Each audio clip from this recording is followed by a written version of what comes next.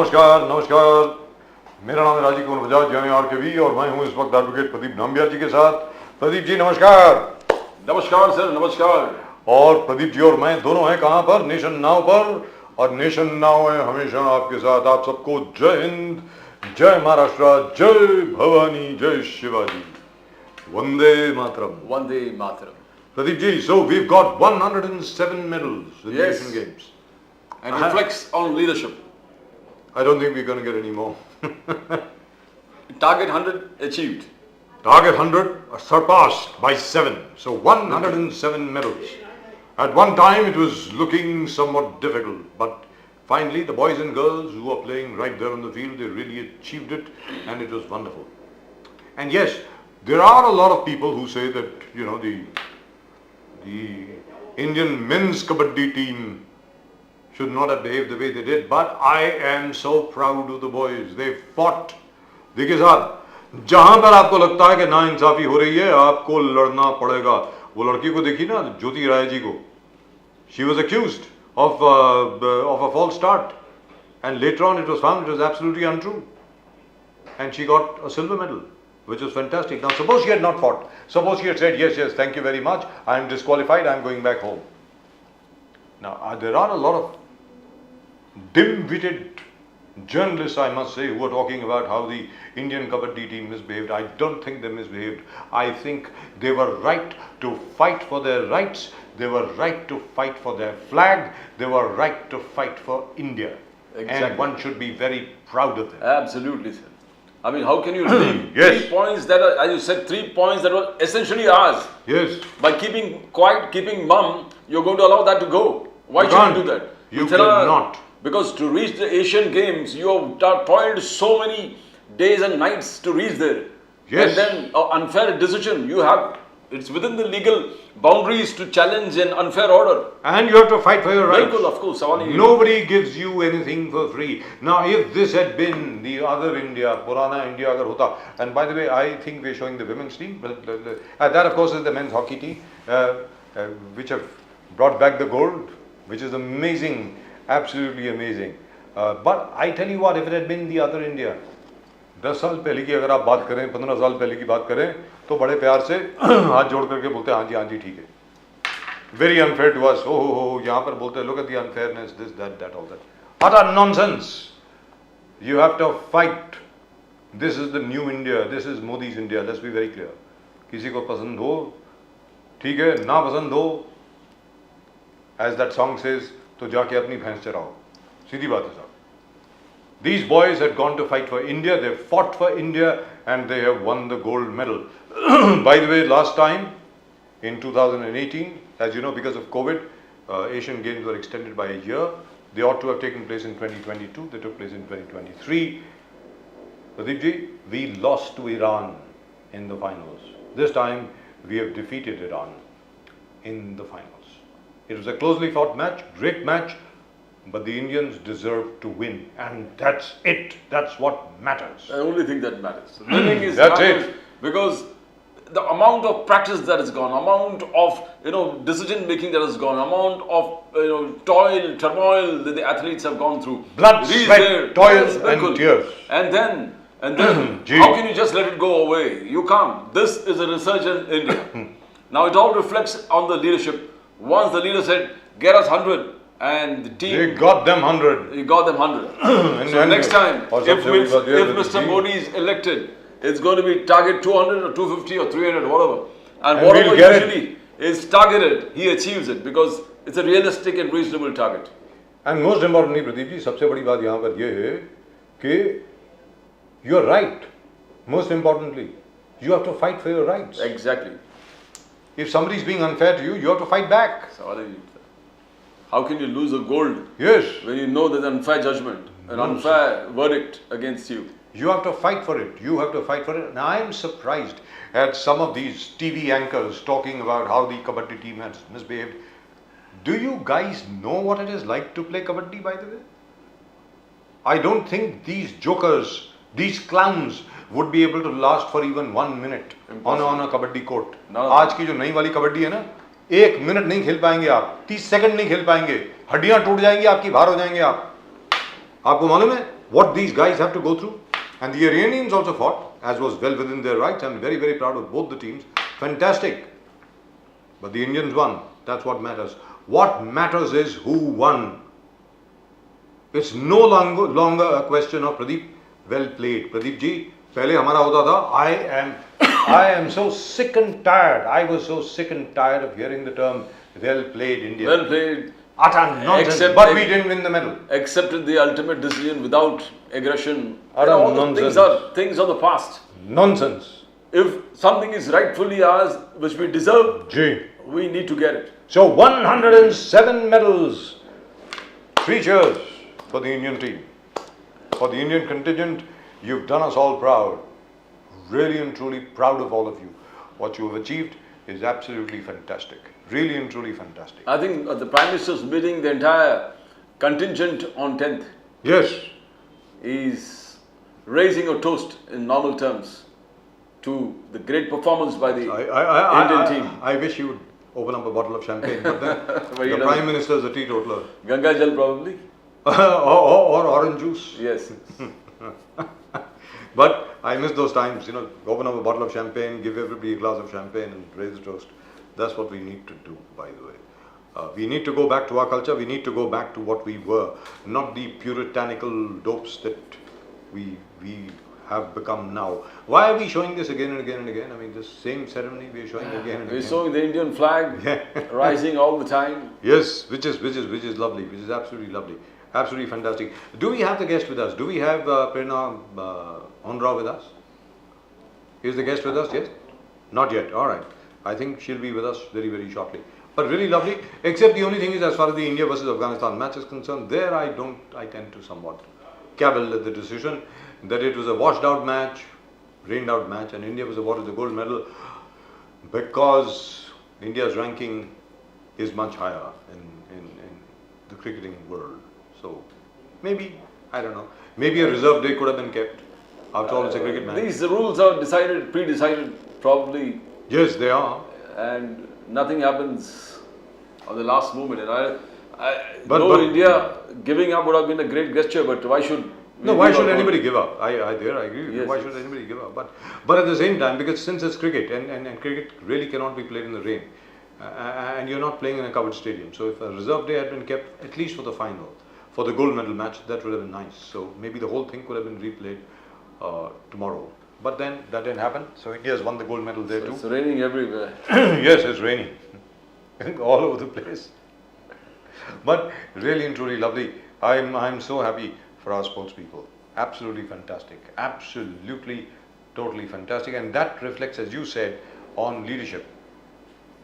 If the Prime Minister himself is taking great interest in what you're doing, if the Prime Minister himself is focused totally on sports, on the youth, this is the kind of result that you can expect. And I think the next term he will be more focused because probably he's got everything set up now. And 2 terms, and the 3rd term he will be focusing more on these kind of issues where sports are concerned, where other matters which he has not. Now the borders are safe, India has become a superpower, Indian external affairs is doing fantastic, foreign policy is absolutely good. Yes. Governance is nearly good because the country believes in where national security and nationalism is concerned, and they believe that Mr. Modi cannot do anything wrong where national policies are concerned. So everything is going on fine, and it's time for him to concentrate on sports and making India a sporting giant where sports are concerned, where we dominate the world. At least the Asian Games. Pradeepji, we should. I mean, you look at other countries. I'm waiting for the day when an Indian team will be part of the World Cup and perhaps reach the finals. That'd be fantastic. I'm talking about the Football World Cup, not the Cricket World Cup. Small countries like Uruguay, Paraguay, Scotland, places which have a population of just about 5 million, which is about 50 lakhs, and they are doing so well in football, and we are not able to. I mean, we are 142 crore people, और वहाँ पर देखिए सिर्फ 50 लाख लोग हैं, कहीं पर 25 लाख लोग हैं, और माशाल्लाह ज़बरदस्त उनकी क्या परफॉर्मेंस होती है. So I think it requires a lot of dedication. I don't say facilities because now the facilities are there. Facilities हैं, सब कुछ है. अब मुझे लगता है अब खिलाड़ियों के But ऊपर sir, है। the African countries, a kid that is born, most of them are totally devoted towards football. Yes. You know, even if he's going to the school, you find him jogging and going to the school. If he's going to work, he will be jogging and going to work. I mean, they are so committed towards, especially where football is concerned or these kind of sports is concerned. So they are devoted on their own. I Yes. think there's not much of support from the government, That's right. but they do it on their own. They do it on their own. Yes. आप देखिए ना sir, हमारे अविनाश साबले साहब को देखिए, अभी अभी जो वर्ल्ड चैंपियनशिप में थे, अभी सॉरी कॉमनवेल्थ में जो थे, he actually was able to get in between the Kenyans. There was Kenya gold, India silver, Kenya bronze. This man has actually won the 3000 meters steeplechase now in the Asian Games. Wonderful. और steeplechase में, which has been, by the way, a monopoly of the African nations, Avinash Sable was actually able to win a silver medal, defeating Kenyans, Nigerians, Ethiopians, and others. And it was fantastic. And that of course. And again, in sports, the rags to riches Yes. stories. Yes. The rags to riches stories after the country saw Mr. Modi, a rags to riches story that a poor man born and selling tea can reach the highest pedestal in public life. Gee. Narendra Modi, not Sir, only to the leadership. whole the country but to the whole world. And now you find in every field young, poor, rags to riches stories. Absolutely amazing. But Pradeep India ji, is a vibrant but democracy. over here we must compliment the system. Sports Authority of India का जो system है, like for example picking up that Jyoti Rai ji, that girl, Yes, exactly. you know, picking her up and sending her off to Assam to get trained under a British coach. That's the Sports Authority of India, Government of India. Avinash Sable, Havaldar in the army, picking him up, sending him off for proper training, even to Europe. Kishore Kumar Jena, javelin thrower. India wins the gold, India wins the silver. Now that is amazing. I mean, words can't describe it. This I is think absolutely where fantastic. archery is concerned also, irrespective of the Asian Games, I mean, we have a lot of tribal people coming out and performing exceedingly well Yes. in many of these sports. Absolutely. It is not on it. It's It only shows now. how vibrant our system is. देखिए साहब, archery जो है, मुझे एक चीज बोलनी पड़ेगी। Archery जो है, तीरंदाजी जिसको कहते हैं, याद रखें, ये लोग भूल जाते हैं, बड़ी आसानी से भूल जाते हैं। मैं बात कर रहा हूं 1985 की, 1985-86 की। विजय कुमार मल्होत्रा, भारतीय जनता पार्टी के विजय कुमार मल्होत्रा प्रेसिडेंट हुआ करते थे आर्चरी एसोसिएशन के। उन्होंने उठाया, एक आर्चर होता था लिम्बाराम उसको, और वहां से आर्चरी का भारत में सफर शुरू हुआ। So do remember that when you look at count the gold medals today, don't forget our friend from Delhi, the MP from South Delhi of the Bharatiya Jan Sangh, later the BJP, Vijay Kumar Malhotra ji. Now, you've got to remember these guys. These guys have really worked very, very hard. It is the foundation that they laid at that time, whose fruits are being born now. And at the moment with us from the BJP, we have Prerna Honrao ji. Prerna ji, namaskar. नमस्कार नमस्कार। वंदे मातरम। वंदे मातरम। तो आपको बधाई हो, शुभकामनाएं, पूरे देश को बधाई हो। 107 medal madam, 107, 107 Asian games medals, amazing. प्रधानमंत्री जी ने बोला इस बार 100 पार, 100 पार हो गए, 107। क्या बात है साहब, वंडरफुल, एब्सोल्युटली वंडरफुल। आपको भी आप दोनों को भी ढेर सारी बधाई। Thank you so much. जी मैम, लेकिन कहने का मतलब ये हुआ कि प्रधानमंत्री जी जब कोई टारगेट सेट करते हैं तो ज्यादातर वो टारगेट जो है पूरा हो जाता है। लग ऐसा रहा है कि जब भी प्रधानमंत्री ने कोई टारगेट दिया है, मोदी जी ने, भले पार्टी को दिया है, देश को दिया हो, स्पोर्ट्समैन को दिया हो, वो ज्यादातर टारगेट पूरा हो जाता है, ज्यादातर। आपको क्या लगता है, ऐसा होता है क्या? मुझे तो ऐसा लगता है। क्या है वो कर्मण्येवाधिकारस्ते मा फलेषु कदाचन, हमने सुना है जी। तो जो कर्म करते हैं डेडिकेटेडली 24/7 365 डेज देश के लिए सोचने वाले प्रधानमंत्री जब मिलते हैं जी। तो हर एक सेक्टर में हमें ऐसा ही रिजल्ट मिलता है। और मुझे लगता है ये वो कर्मण्येवाधिकारस्ते वाली ही कहानी है, जिस वजह से जिस सेक्टर में हम हाथ डालेंगे उस सेक्टर में हमें सक्सेस मिलता है। Wonderful ma'am, absolutely wonderful. और जहां तक प्रधानमंत्री जी का सवाल है, प्रधानमंत्री जी ने नया टारगेट दिया है बीजेपी को। अभी आपको 350 सीट जीत के आनी है लोकसभा में। लोकसभा 2024 में 350 प्लस। नड्डा साहब ने बोला है, जेपी नड्डा साहब ने, लिहाजा प्रधानमंत्री जी से बात हुई होगी तभी बोला है। तो आपको लगता है कि 350 प्लस आएंगी बीजेपी की? अभी जैसे आपने बोला कि मोदी जी, आपका कहना था कि जब ठान लेते हैं तब वो सक्सेसफुली कंप्लीट करते हैं, तो देश में जिस तरीके से पूरे देश में काम हो रहा है वो देखते हुए अगली बार 2024 में तीसरी बार देश के प्रधानमंत्री 350 पार 400 तक सीट्स भारतीय जनता पार्टी की जा सकती है। लोगों का जनमत और जन भागीदारी से होने वाली हर एक चीज जो देश में हो रही है वो देखते हुए जनता मोदी जी और जो खुशी का माहौल है, हर महीने में ऐसे कुछ होता है जिसकी वजह जिसके बाद वोटर को लगता है कि अभी एक वोट दिया कितनी बार दिल जीतोगे मोदी जी। तो ये 350-400 it's not a difficult thing. 350-400 not difficult thing. Pradeep ji, Nari Shakti वंदन अधिनियम, प्रेरणा जी, नारी शक्ति वंदन अधिनियम, प्राइम मिनिस्टर मोदी ने कहा ये हमारे लिए वोट बैंक नहीं है, हम जेन्युइनली वुमेन एम्पावरमेंट और सोशल अपलिफ्टमेंट में बहुत बिलीव करते हैं, ये हमारे लिए national welfare and nation building है, ये नेशन बिल्डिंग का एक्सरसाइज है। मगर कांग्रेस का कहना है कि देखो ये एक जुमला है अच्छे दिन जैसे, ये एक जुमला है 15 लाख जैसे, और कांग्रेस बोल रहे कि हम इसको एनफोर्स होने नहीं देंगे। राहुल गांधी, प्रियंका गांधी वाड्रा ने पूरे हर सभा में कहा कि एम्पावरमेंट कहां हो रहा है, we have supported the bill but where is the empowerment, where is the date? Prerna ji, मुझे ऐसा लगता है कि बात करना और काम करना इसमें बहुत बड़ा डिफरेंस है। प्रियंका जी ने बीच में कुछ नारा दिया था और हम देख रहे हैं कि सिर्फ पॉलिटिकल लेगेसी लेकर और खुद के परिवारवाद को देश के सामने रख कर अगर कोई बार बार वोट मांगता है तो उसका क्या होता है वो हम देश में अभी देख रहे हैं। मोदी जी ने जो किया है वो किसी वोट के लिए नहीं, किसी जाति के लिए नहीं, किसी धर्म के लिए नहीं किया है। हम देख रहे हैं जिस परिस्थिति में ये बिल लाया गया, जिस इंटेंशन से बिल लाया गया, उसके बाद कुछ करना है ऐसे नहीं है। इसके पहले भी 2014 से जब से मोदी जी प्रधानमंत्री बने हैं हम देख रहे हैं मेजॉरिटी अभी भी, अगर आज 2023 में हम देखें तो अच्छे मिनिस्ट्रीज महिलाओं को पहले ही दी गई है।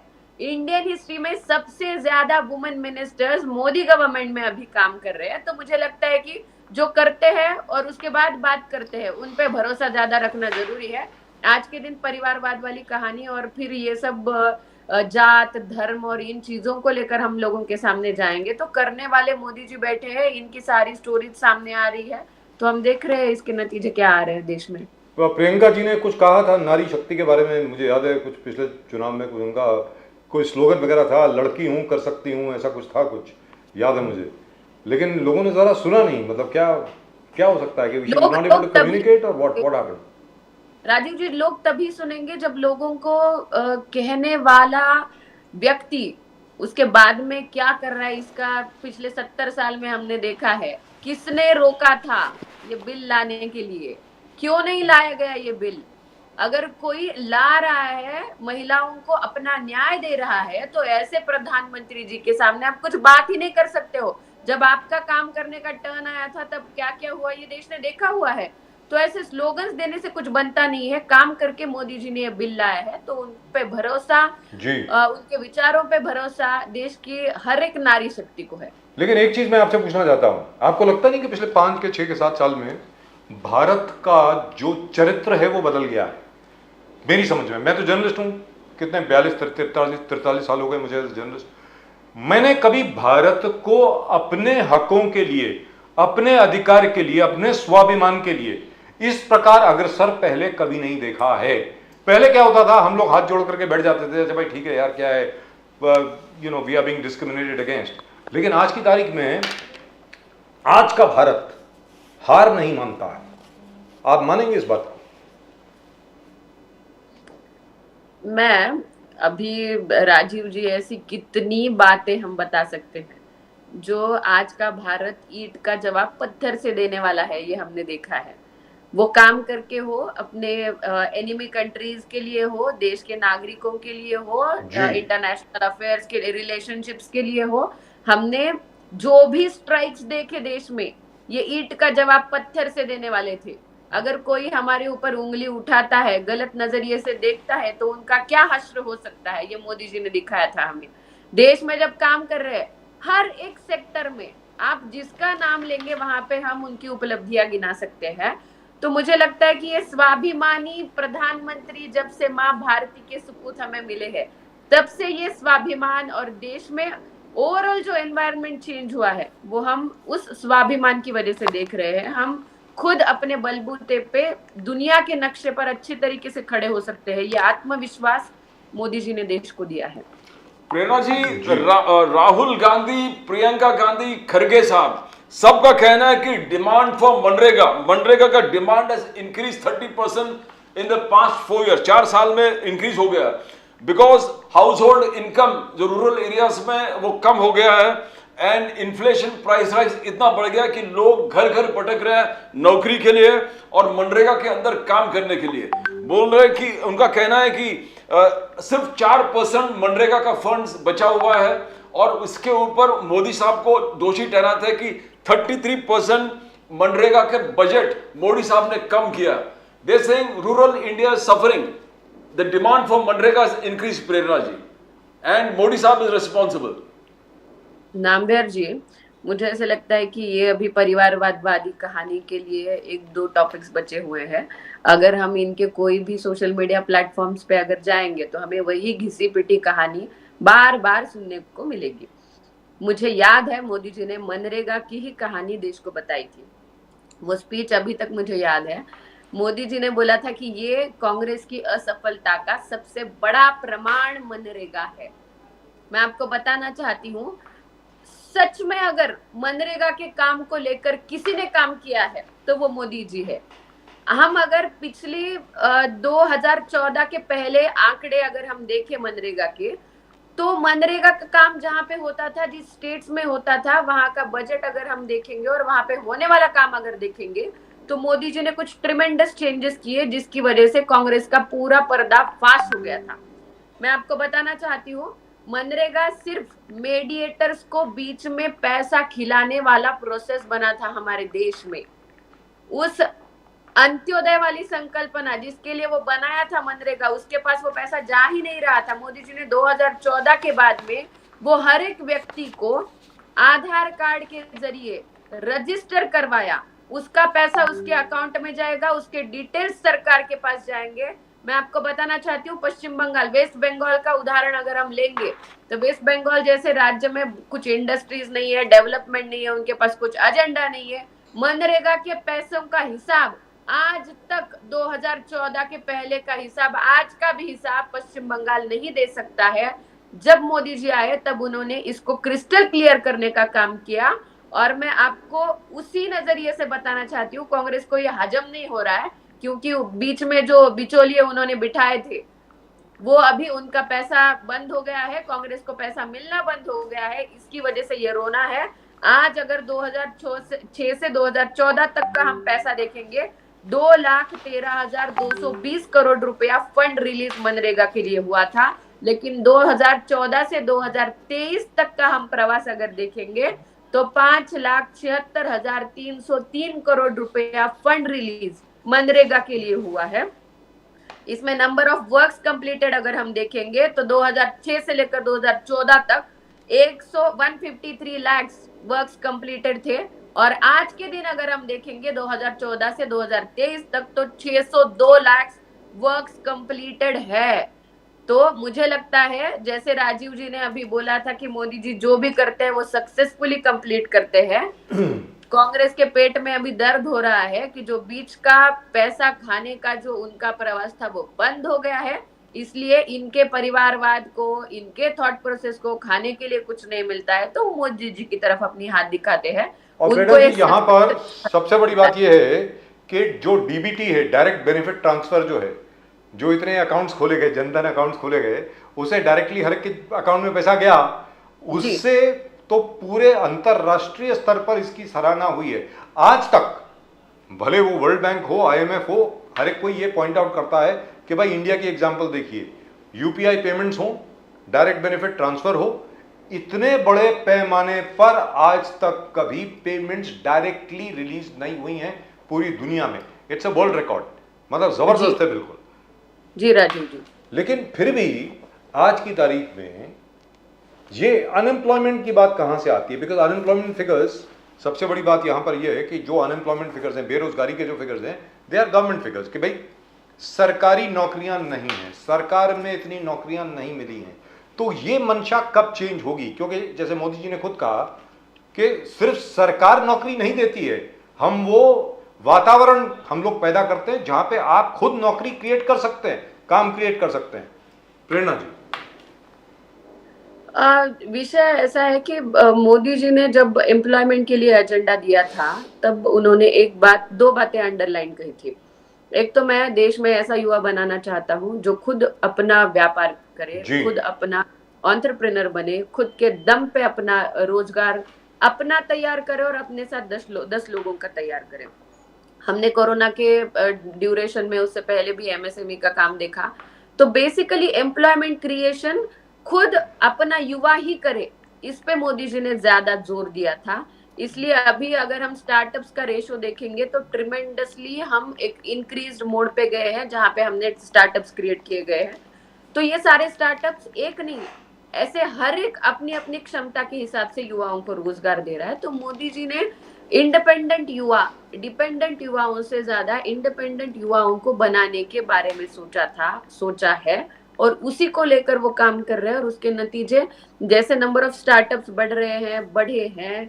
कोविड में तो हमने देखा बहुत सारे युवाओं ने उसका लाभ उठाया था, बहुत सारे युवाओं को उसके लिए फंड्स मिला, तो वो अपने बलबूते पे खड़े हो रहे हैं और एम्प्लॉयमेंट भी दे रहे हैं। तो मुझे लगता है ये आत्मनिर्भर भारत की संकल्पना जो मोदी जी ने लाई थी, वो एम्प्लॉयमेंट के लिए ही है। अभी कांग्रेस इसमें से कुछ भी पिछले 70 सालों में नहीं कर पाया, इसलिए ये बार बार का रोना है जो हम सब लोग समझ सकते हैं। प्रेरणा जी, सुप्रिया सुले जी ने हाल ही में कहा कि we refuse to join BJP. Pawar साहब, शरद पवार साहब refuse to be part of BJP. BJP family को भी तोड़ दिया, पार्टी को भी तोड़ दिया। Ajit Pawar is claiming symbol and party. वहां अरविंद केजरीवाल जी बोल रहे हैं कि फिर बोला उद्धव सेना की वही कर दिया, साथ में नहीं आए तो पार्टी तोड़ दिया। केजरीवाल जी बोल रहे हैं कि हमारे सब लोग को अरेस्ट करना शुरू कर दिया because we are challenging Narendra Modi ji. तो अलग अलग किस्सा आ रहे हैं जो राहुल गांधी जी पहले कर रहा है कि opposition is being targeted by Narendra Modi ji and all the enforcement agency, central agencies are targeting the opposition. बहुत उन्होंने एक से एक चीज गिनाया कि अक्टूबर 2 से जिस प्रकार से जर्नलिस्ट पे अटैक हो गया, न्यूज क्लिक में बहुत सारे लोगों को अरेस्ट कर लिए, संजय सिंह को अरेस्ट कर दिया, IT department raids in DMK MK Jagathrakshakan. तो अलग अलग जो opposition leaders are being target. तो क्या ये आरोप जो सुप्रिया सुले, राहुल गांधी जी वगैरह लगा रहे हैं कि Modi ji wants to destroy and target the opposition, क्या इसमें कोई सच्चाई है प्रेरणा जी? ये आपको भी पता है ना अंबेर जी, ये सब लोगों का साइकोलॉजी जो इन्होंने INDIA क्रिएट किया हुआ है, ये सब लोग एक ही भाषा बोलने वाले हैं। इन सब का एक ही प्रॉब्लम है जो उनको दिखाई दे रहा है, और वो है नरेंद्र मोदी जी। तो अभी जो भी कुछ अभी उनके साथ हो रहा है, वो सरकार में अच्छी तरीके से काम कर रहे हैं, कई जगह पे नहीं कर पा रहे हैं। तो अभी भविष्य की ओर जब जा रहे हैं, तब जो उनको दिखाई दे रहा है उसकी वजह से ये तिलमिलाहट हो रही है। तो हर एक कोई जो अपोजिशन में बैठा है वो मोदी जी का नाम लेकर ही आगे जा रहा है। मोदी जी को जितना आप गलत तरीके से रिप्रेजेंट करेंगे वैसा वोट मिलेगा, ऐसा सोच रखने वाले ये लोगों को कन्विंस नहीं कर पा रहे हैं। दैट इज वो उनका प्रॉब्लम हो रहा है। तो अभी बात क्या करें, तो जो भी कुछ है वो मोदी मोदी मोदी और सिर्फ मोदी है। लेकिन एक चीज है प्रेरणा जी, यहाँ पर यह कहा जा रहा है कि भारतीय जनता पार्टी ने 2 पार्टियां जो थी जो मराठी लोगों ने बनाई, एक एनसीपी 1999 में और उसके पहले शिवसेना 1966 में, उन दोनों को तोड़ दिया गया और भारतीय जनता पार्टी ने तोड़ा। क्या बीजेपी ने तोड़ा प्रेरणा जी? क्वेश्चन दिस इज वेरी मतलब अगर आपको सरकार में, अभी मैं शिवसेना की अगर बात करूंगी तो आपको जो भी कुछ है, आपने भारतीय जनता पार्टी के साथ जो युति का वादा किया था वो आपने तोड़ दिया। आपने महाविकास आघाड़ी बनाई, उसके बाद इतना बड़ा कोरोना आया, काम करने का इतना बड़ा मौका आपको मिला था, लेकिन आप घर से बाहर नहीं निकले। लोगों को तो छोड़िए, आपके एमएलएस को तक आप नहीं मिल पाए। आप घर में बैठ के लाइव सेशन के माध्यम से आप हर एक से बात कर रहे थे। तो ऐसे मुख्यमंत्री किसको अच्छे लगेंगे राजीव जी, जिनको जो कह रहे हैं कि ये हमारे बलबूते पे मिला है, लेकिन काम करने का कोई मंशा ही नहीं है। उनके एमएलएस अगर उनके हाथ से छूट रहे हैं तो, और भारतीय जनता पार्टी दूसरी तरफ, मोदी जी बैठे हैं ऑपोजिशन में, देवेंद्र फडणवीस जी बैठे थे ऑपोजिशन लीडर बनकर, उन्होंने ज्यादा काम किया। सीएम से ज्यादा काम ऑपोजिशन लीडर ने किया, भारतीय जनता पार्टी के कार्यकर्ताओं ने किया। जमीनी स्तर पर वो पूरी तरीके से काम कर रहे थे।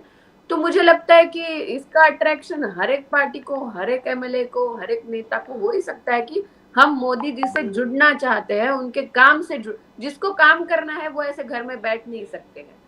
तो जो घर में बैठे उनके साथ इनको जाना ही नहीं था। इसमें भारतीय जनता पार्टी के काम का एक अट्रैक्शन है, मोदी जी का अट्रैक्शन है। मोदी जी ने जो प्लेटफॉर्म्स दिए हैं काम करने वाले लोगों को, उसका अट्रैक्शन है। तोड़ने मरोड़ने की बात ही नहीं आती है।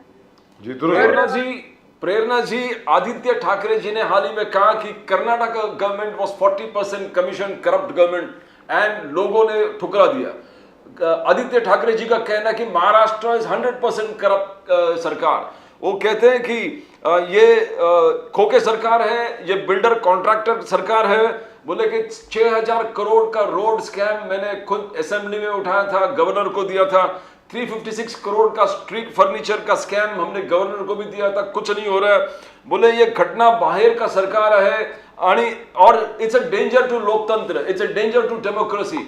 Aditya Thackeray says this sarkar is a great danger to democracy. Prerna ji, जिन्होंने युति तोड़ी, जो लोग अनैसर्गिक युति जिन्होंने की, वो डेमोक्रेसी की बात कैसे कर सकते हैं? मोदी जी के नाम पे आपने वोट मांगा और उसके बाद आप और किसी के साथ चले गए, वो डेमोक्रेसी की बात कैसे करेंगे? जिनको सरकार चलाने का चांस दिया था, उन्होंने एक नहीं ऐसे 100 वजह हमने, हमारे महाराष्ट्र ने देखे।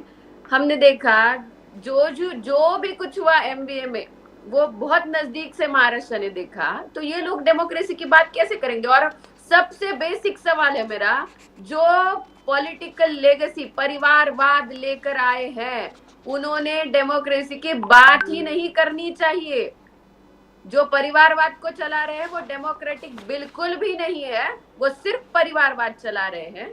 तो ये लोगों ने डेमोक्रेसी की भाषा और डेमोक्रेसी के बारे में बोलना ही गलत है। और रहा सवाल कर्नाटका का जो उन्होंने उठाया है, मैंने 100 बार बोला है कि इलेक्शन आया तब आपने कुछ सवाल उठाया, उसके बाद आप गायब हो गए। आप जाइए लड़िए उस सवालों के लिए। आप जो भी कुछ कह रहे हैं उसके लिए लड़ना होगा, उसको प्रूव करना होगा। इस तरीके से हवा में बात करके कुछ चलेगा नहीं। डेमोक्रेसी की बात तो ये करे ही ना। लेकिन यही चीज मध्य प्रदेश में कही जा रही है। उधर 40% की सरकार के स्लोगन को लेकर के कांग्रेस को बहुत एडवांटेज मिला। मध्य प्रदेश में कहा जा रहा है 50% की सरकार है। तो क्या मध्य प्रदेश में कुछ एडवांटेज मिलेगा कांग्रेस को? देखिए, शिवराज सिंह चौहान ने वहां पे इतनी अच्छी तरीके से मध्य प्रदेश में काम किया हुआ है। भारतीय जनता पार्टी का बहुत बढ़िया संगठन मध्य प्रदेश में काम करता है। तो ये सारी चीजों के बारे में अभी ये अभी पुराना हो गया राजीव जी। तो उनकी टिकट कब अनाउंस हो रही है मैडम? उनका कैंडिडेचर तो अनाउंस कर दीजिए। शिवराज सिंह चौहान साहब की तो लिस्ट पे नाम ही नहीं आया अभी तक। अरे वो पार्टी डिसीजन है जी। Not say anything about. Prerna ji, MP के बारे में बात करें तो प्रियंका गांधी जी का वहां पर जबरदस्त कैंपेन रहा। बोले कि Modi sarkar is talking about wiping corruption. बोले that is right, but why corruption within the BJP, उसको आप वाइप आउट क्यों नहीं करते हो, उसको कंट्रोल क्यों नहीं करते हो? मध्य प्रदेश में उन्होंने कहा कि व्यापम घोटाला एक बहुत बड़ा घोटाला था। व्यापम घोटाला में 50 लोग वेरी डूबियस सर्कमस्टेंसेस में मारा गया। कैसे मारा गया ये भी एक बहुत बड़ा प्रॉब्लम है। तो वे corruption is concern within the BJP और बीजेपी रूल स्टेट्स में होता है। तो मोदी जी ईडी, सीबीआई और सेंट्रल एजेंसीज को इस्तेमाल नहीं करता, क्यों नहीं करते? तो एक प्रश्न तो आपको बोलना ही पड़ेगा, why is non BJP people only being targeted with corruption is concern? Prerna ji, ये बहुत बड़ा एक्यूजेशन है आप पे बीजेपी पर। बिल्कुल ऐसे ऐसे बिल्कुल नहीं है। देखिए मैंने महाराष्ट्र में देखा है, मैं महाराष्ट्र में काम करती हूँ। देवेंद्र फडणवीस जी ने एक नहीं 100 बार बोला है, आपको अगर कुछ लगता है, मैंने बोला कि सवाल उठाइए, अगर आपको कुछ लगता है तो सवाल उठाइए। डेमोक्रेसी की बात करते हैं आप, why are you not raising the questions? आप सामने वाले को सवाल उठा रहे, आपके पास जो पावर्स है उसका यूटिलाइजेशन आप नहीं करते, आप किसी के बारे में बात कर रहे हैं, हवा में बातें हो रही है। जिनके ऊपर कार्यवाही हुई थी वो सारे लोगों के लीगल मैटर शुरू है, उसके लिए कोर्ट तो हमारा सबसे सुप्रीम है, तो वो हर जगह पे लड़ाई अपनी अपनी अपने अपने लोग लड़ रहे हैं। तो इसमें कंफ्यूजन क्रिएट करके कुछ फायदा हो सकता है क्या देखने का? साइकोलॉजी है, that's it. Right Prerna ji, बहुत बहुत शुक्रिया आपका हमारे साथ जुड़ने के लिए। Thank you so much ma'am, and congratulations to you and to the rest of the country. 107 medals ma'am, 107 medal. Modi ji, target 100 achieved. Yes, wonderful. We've crossed the target, 107 medals. Wow. Thank you. Namaskar, Vande Mataram. नमस्कार, Vande Mataram. This is amazing, absolutely amazing. Oh God, I'm so happy. I am really and truly happy. 107 medals.